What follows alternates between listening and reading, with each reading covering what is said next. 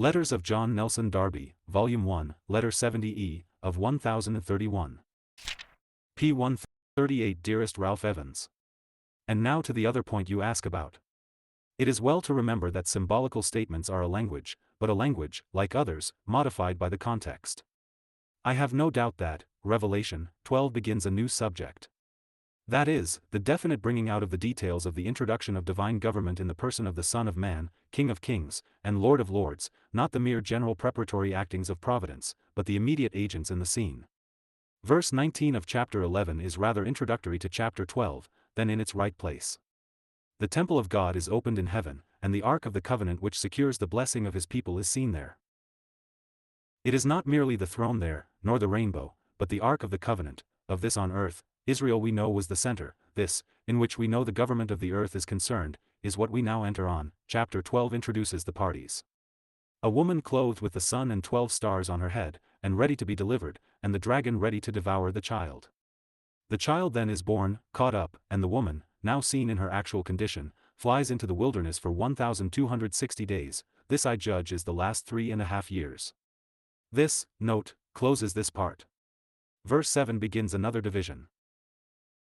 In the opening part the woman is seen in the thoughts of God, and I apprehend is the vessel of the accomplishment of his purpose, perfectly weak in herself, but out of which strength is to come, and which is to be clothed with supreme authority, the 12 stars being perfection in humanity, as 7, spiritual things, or rather completeness, as 12 tribes, apostles, etc. The moon, I have somewhat more difficulty, but will say a word in a moment of it. Now this is, in fact of accomplishment on earth, to be in the Jews, and I judge that when we arrive at the historical facts, we get into the Jewish people as owned of God. Now to them Christ the Son was born, though they owned him not at first, but now we are speaking of God's view of the matter.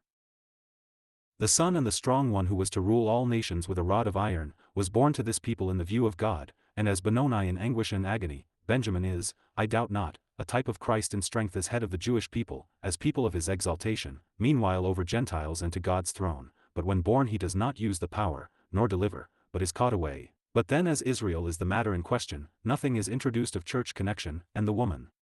Israel, owned of God on earth, but not delivered, flies, and is the object of Satan's rage, the man-child having gone where he cannot touch him.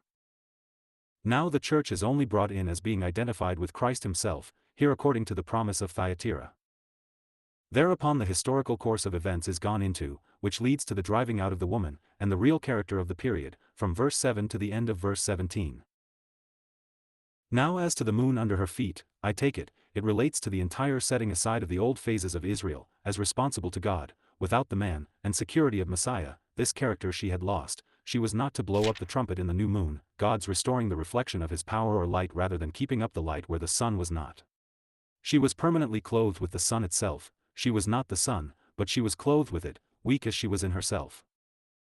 I do not know that I have more to add as to the general principles. The setting up the power of the kingdom, though not yet applied to the earth, is when Satan is cast down, on the war in heaven, not saving grace. This is power, but the accuser is cast down. This puts the church, if the man-child refer to that, also out of the scene and historical course of events, out of the scene, nor does it take the warrior power.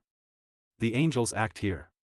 I leave open the question how far there would be application to any who enter into the heavenlies, as the second class who live and reign, of chapter 20.